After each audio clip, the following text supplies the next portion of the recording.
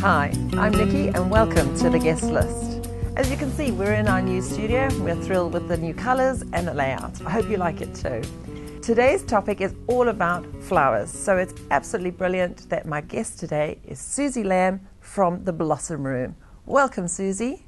Thank you, Nikki. It's great to be here, and I'm loving the new layout. It's gorgeous. We can't get away from Kim and Kanye's wedding that we've just seen, the great big spectacle that's been splashed all across the news. World Wide Web. Yeah, so I bet you were pretty impressed with that great big wall of flowers that we saw. Indeed. It's kind of like, I think most small New Zealand florists dream to do a massive wedding like that. It is stunning. We've all I think a lot of the topper florists like myself, we've done small walls, but nothing on to, obviously, to the scale of that. It was absolutely amazing. 20-foot wall comprising of peonies, roses, and tuberoses. Correct. Yeah, and tuberoses known for their beautiful fragrance, and they were out of season, so that everything was brought in for that. Yes, everything would have been generally imported, and they probably actually would have had so much planning in the forethought of that a lot of the crops would have been grown specially for them and obviously pre-purchased. That's amazing. Now, tell me, how is a wall like that created? There's, most people have different ways of doing it. Probably the best one to do is a trellis wall. And then you can make directly onto the wall. But when you start getting to this sort of scale, you'll start doing into segments. So you'll have boxes of the green oasis, right, that everyone knows. So you'd do work in small sections, and then you'd create the wall in sections. Wow, that's absolutely amazing. It is amazing. Oh, and the fragrance must have been incredible. Oh, just something that's unfortunately you can't smell through the TV screen, and it would have been incredible to be there. Yeah, absolutely brilliant. Now, every now and again, you also see a few bloopers when it comes to flowers. Now, take a look at this. To him, as long as you both shall live. The rings, please. Oh God! No! Oh my God! Oh my God! Oh my God! Oh my God! Are you okay? Oh my God!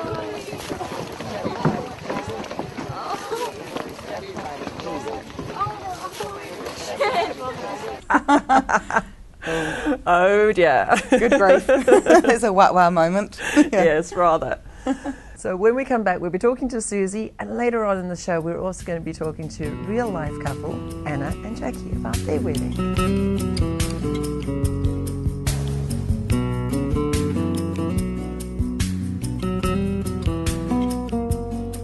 Hi, welcome back to the guest list. I'm here with my guest and co-host, Susie Lamb from the Blossom Room. Now, Susie, you've been a florist for quite some time, haven't you? 15 years now. Yes, it's a wee while. How did you get started in the floristry business? Originally, I did a diploma course, and then I just started working my way through as a junior, and then eventually opening my own studio, and it just sort of carried on from there, really. And specifically moving into sort of wedding flowers, how did that happen? I suppose it's got bigger and bigger, word of mouth, and it's something I really enjoy and feel passionate about. So it was quite an easy decision for me to stop having a retail store and just totally focus on weddings. It's my love, really. It's my dream. So I'm very happy. And you do them very, very well. Thank you. So. Now tell me, and tell the viewers, when should a couple start thinking about coming to see somebody like yourself or another florist with regards to looking at their flowers for a wedding, whether it be the bouquets or whether it be the table decorations? Within the planning stage, when should they be talking to a florist? Ideally, with the clients I tend to deal with, is preferably a first consultation 12 months out. Okay. Because you get booked up so quickly. You only do one wedding a day, and you do large weddings, so we need to be having that initial consultation fairly soon, and then we can go backwards and forwards through different consultations and then sort of firm up the areas. It's important that the day is obviously booked in, especially for them. Right. So it takes out, they don't have to worry about flowers, and they can leave it for a few months and then get back to it, and then we can carry on with the planning. Yeah, that makes a lot of sense. Now, a lot of people, when they think about wedding flowers, their first thought is just bouquet and maybe a buttonhole too, but there's actually a huge range of different flowers that you take care of. Absolutely. Let's talk about all of those sorts of things. So then you've got your bridal party. You have then obviously the parents as well. A lot of people like to involve the parents with buttonholes and corsages. Then you're going into tables, and then head table. Then you have the venue, decorating just the venue itself. Then ceremony arrangements. There is a lot to tick off. A lot of couples want everything. And we also deal with quite little intimate weddings as well, where it's just a couple of bouquets and just a couple of buttonholes and maybe just a few arrangements for the ceremony. But it's sort of, hence you need a year out planning. No, that makes a lot of sense. Now, so you've brought a few items in here for us to have a look at. Talk about what you've brought in here. Are these quite seasonal, what you've got in? A lot of them are quite seasonal flowers. The main here are the soft pinks and the oranges there. There's also early cheer, which is definitely seasonal. So these sort of autumn brides, it's beautiful colour tonings for them right now. So, with the autumn colours. They're tulips, they're parrot tulips. They are exceptionally gorgeous as they're starting to open. So you'll get a beautiful fragrant bouquet, which you don't normally get sort of any other time of the year because of the early cheer. The other bouquet here we've got with the purple berries, it's Calicarpa. That is also very seasonal, but stunning, stunning colour. And bring in sort of the greeny cream roses with the purple brassica. And at the front is also the orchids, and they're seasonal. So they've all been individually hand wired and taped and placed together in a bouquet. So it's quite a very elegant, instead of an all-round rose bouquet, it's another sort of variation of still keeping just the all one flower type, but just a bit more texture and a bit more movement, especially if your dress is quite simple. It's a nice, beautiful bouquet to go for. What are your thoughts about mixing real flowers with silk flowers or artificial flowers? To be honest with you, originally, years ago, for me, I felt it was a no-no. And the reason being is because the quality of the silk flowers was not there. They looked terribly artificial, very plastic, they were very shiny. But these days, regularly do, especially when a bride or groom specifically likes a flower and it's just not in season, we can use silks these days. The technology of printing on the actual fabric and the manufacturing of them is very good. Yeah. In fact, it's exceptional. So no problem at all. And it means that when a couple is looking back on their photographs in years to come, they're happy because they've gotten the product they really wanted, even though it was out of season. And it looks stunning. Not a problem. From a cost perspective, is there much of a difference between going artificial and going Silks can be more expensive. Really? And Right. that's just the way it is. You would not be able to... actually the bouquet would be more expensive. If you're constructing, say, the bouquet with the spring flowers in there, because there's so many stems, it would be a lot more expensive. That's an interesting one. I think people's probably perception is that the silk would be cheaper. Yeah, and I'm talking quality silks though, not from just the plasticky ones. These are proper fabric. What are the really hot colours and trends that you're seeing coming through for 2014, 2015 weddings? Still vintage. It will never go. It will never go. It will never. And it's starting to get in a bit more edgier, with people sort of stamping more instead of being that traditional, just with the burlap. And the pastels and the glass vases. People are starting to stamp a bit more with their own personalities on it. Things that bring in that steampunk thing, where it's got the little cogs and the little keys, and it's still starting to get a little bit more edgier, which is interesting because little couples are wearing, making it really their own. Nice. So instead of sort of feeling like they couldn't stretch it a little bit further, they are starting to do that. So Vintage Never Go, white on white is really, really starting to make an impact. That's going from the table linen, absolutely everything's white. Even the bridesmaids might be wearing just off-white, and you get a hit of colour through your flowers. So it's it's been quite interesting. Yeah, but vintage, always there. Nice, good to know.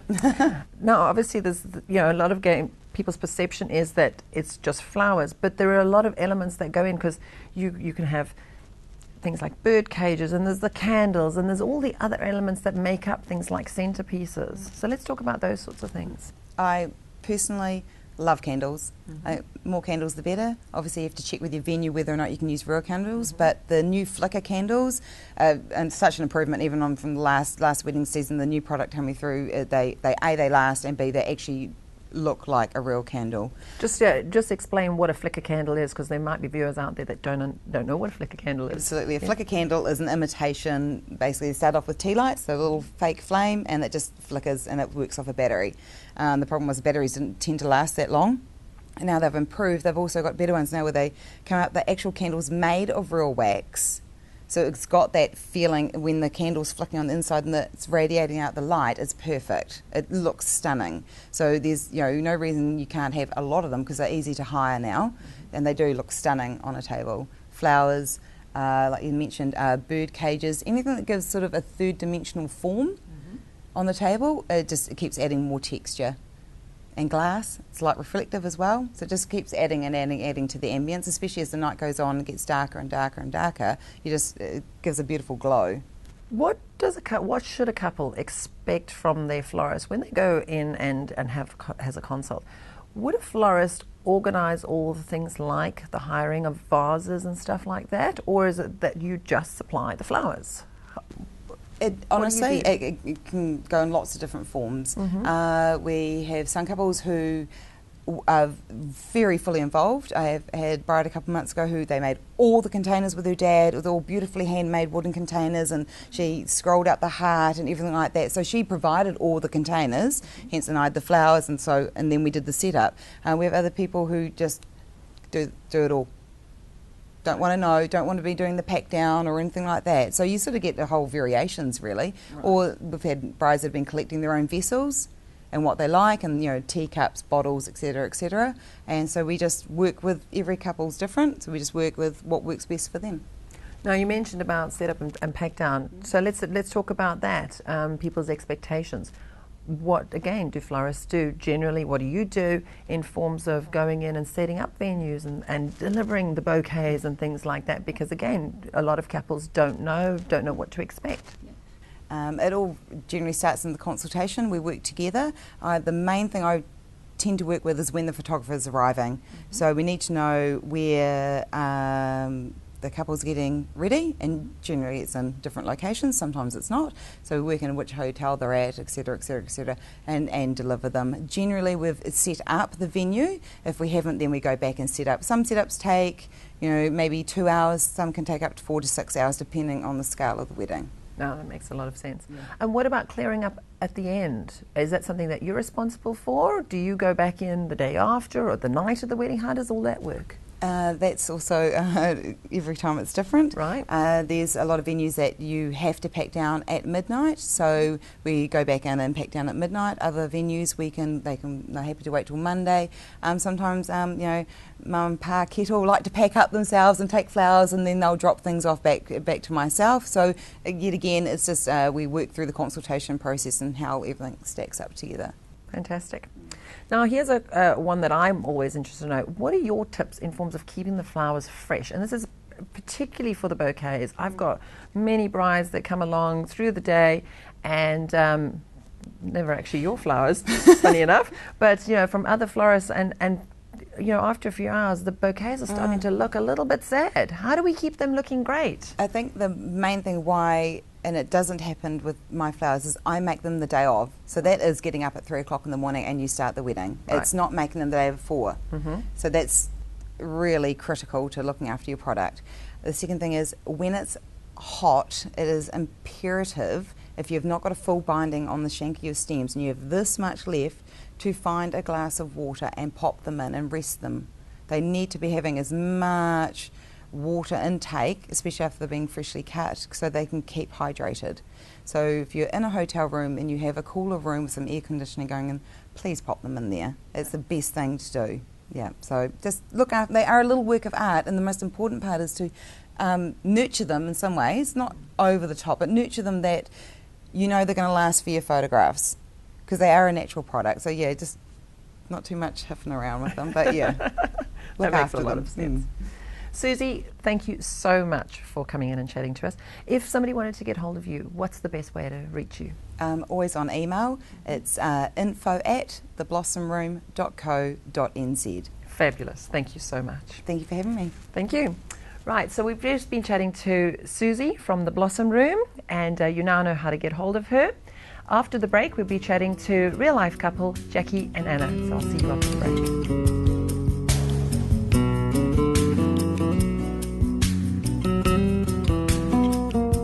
Hi, welcome back to the guest list. I'm joined today by Jackie and Anna. Jackie and Anna got married recently at the Floating Pavilion. Welcome, Jackie and Anna. Thank you for joining me. Now, fabulous story because you guys, as far as I know, are the only couple here in New Zealand who have been married 3 times to each other but have never been divorced. Tell the viewers, how is that possible? I guess it's a pretty unusual story. We met about 16 years ago, and about 10 years ago decided to get married in Canada. So at that stage marriage was legal for same-sex couples in Canada but not in New Zealand. So we decided to travel over to Canada and get married there.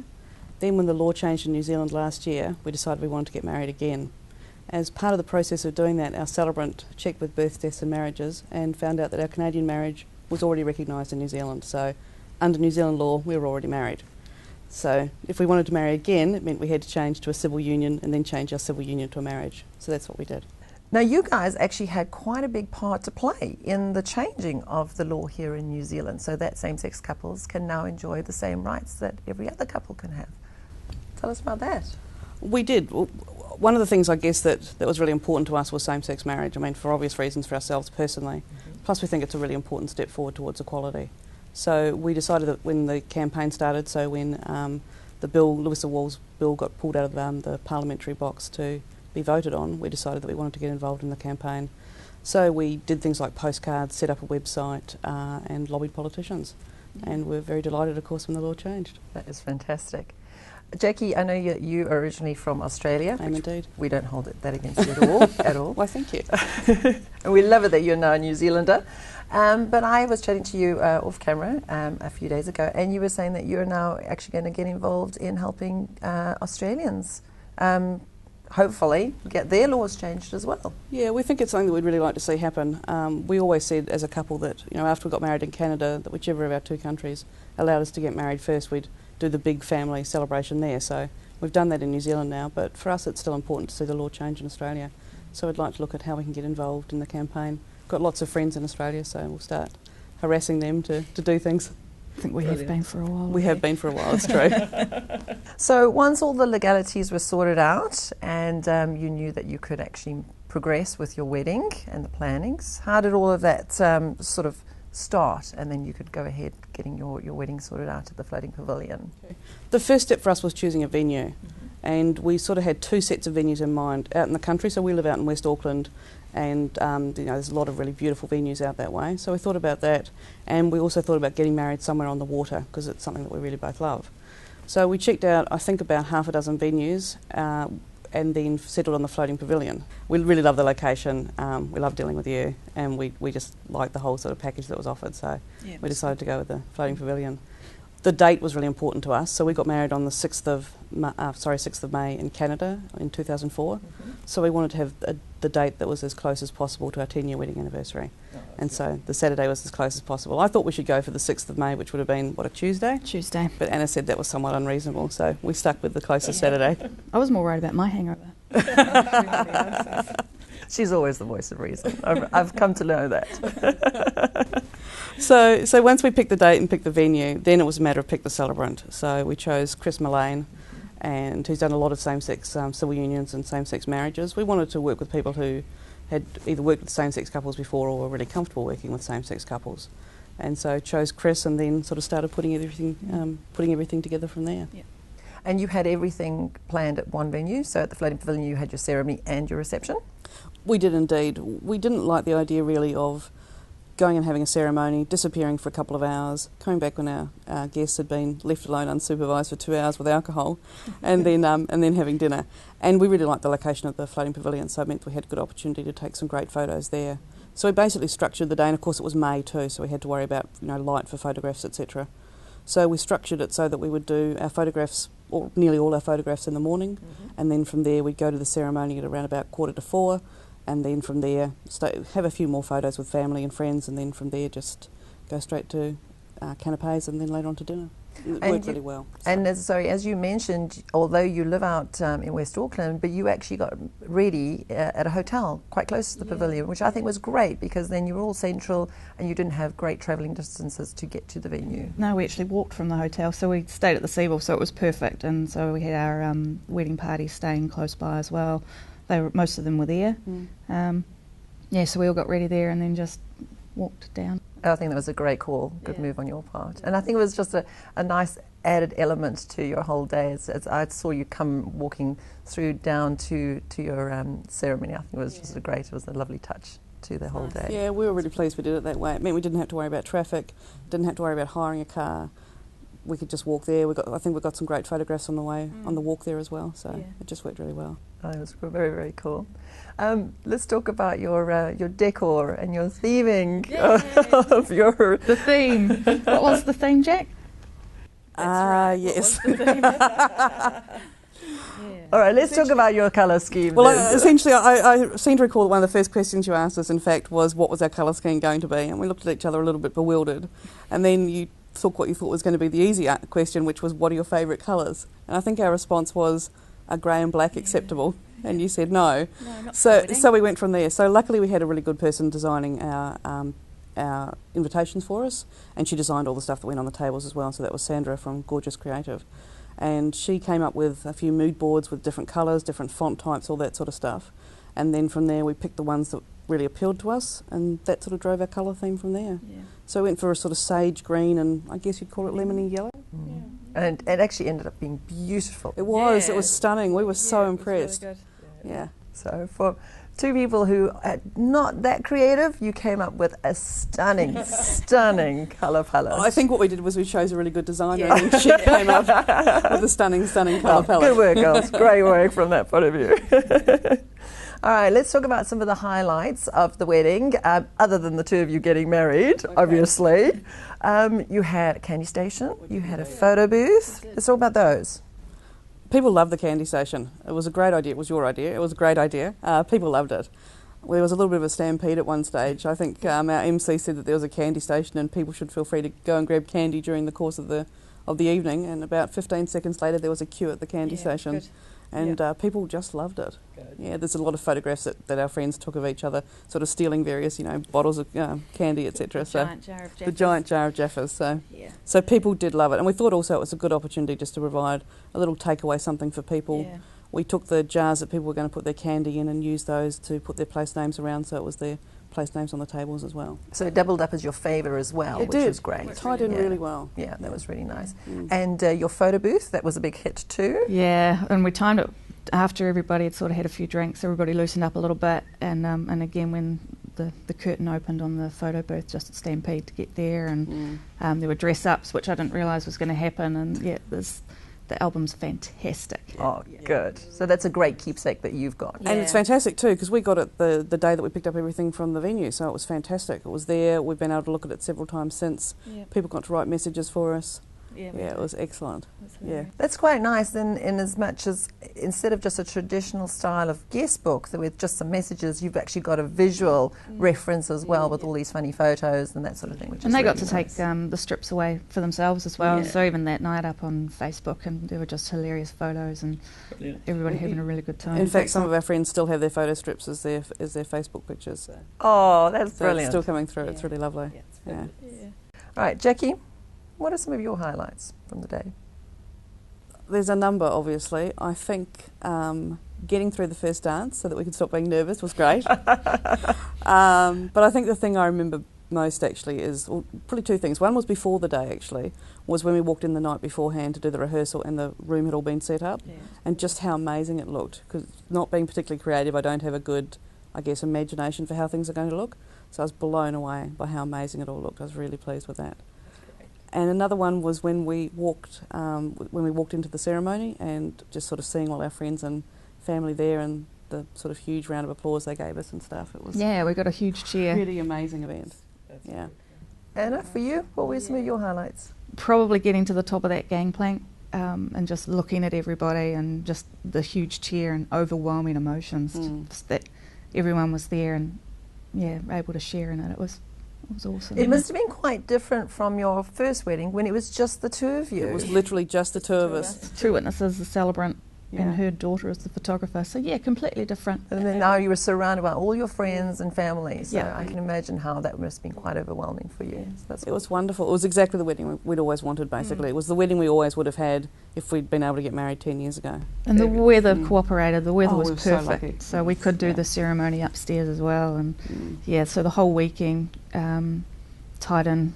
It was fantastic. So many people came from overseas, and yeah, lovely. I think that was another one of my highlights, actually, was how many of our friends came from overseas. We had people who literally travelled halfway across the world to come to our wedding, Yep. and that was amazing. Yeah. I've got lots of friends we've both got lots of friends in Australia, and a number of those came over as well. So it was wonderful. In total, how many people did you have come to your wedding? I think total guests, including us, there were about 90. I think 90, that sounds about right. 95. Yeah. I think that's a really good number to have at your wedding. Many more than that, and it would probably be a little bit overwhelming. But I think for For the size of the venue as well, it filled it up quite nicely. And absolutely. Without feeling crowded. I mean, you could have got more people in there, definitely. crowded or empty, either way. Yes. Could have gone either way, but 90 was But it didn't. spot on. Yeah. Yeah. Yeah. What would you suggest, or what would your advice be to couples watching the show in forms of their planning now? A couple of things that you would say to them. Think about this when you're now planning your wedding. I think number one is get your venue as soon as you can. Get your venue and your celebrant And your photographer. and your photographer. That's true. You had a great photographer. Yeah, We were really pleased, yeah. actually. Marie was just brilliant. Yeah, she made us feel really comfortable in front of the camera, which neither of us hate being photographed at all. So it was a little bit awkward to start, but yeah, she loosened us up. And having the photos beforehand as well, she'd gone out and scouted places, so we ended up doing photos down Wynyard Quarter. Yeah, and we've gotten some of those photos back now, and they're just amazing. Yeah, really, really cool. We had a lot of fun, I think, in the end as well. We did. Yeah, she did a terrific job. So good photographer is really important. So wedding number 4, is that going to be in Australia? I'd like an invite. Vegas. Oh, Vegas. I'll be there. I'll be there, baby. Thank you. Thank you. Thanks, Nikki. So a big thank you to Anna and Jackie, who we've just been chatting to. Now, earlier on the show, we were talking to Susie from the Blossom Room. We were talking all about flowers. And she gave us some great tips and hints. One of my tips is going to be with regards to flowers is when you are ordering your buttonholes for the grooms, order extra buttonhole for your groom, because what happens is generally through the day, the buttonhole tends to start looking a little bit sad because it is out of water, as Susie was talking a little bit earlier about. And so order an extra one, and so during the course of the day you can swap it out, and therefore later on in the day it's looking a little bit fresher for the photos. So order extra one. It's cost you an extra $20, $25, but you really won't mind the spend because in the photos it's going to look much, much better. All right, so this is Nikki, and thank you for joining me here on the guest list. I'm going to see you next week. Happy planning.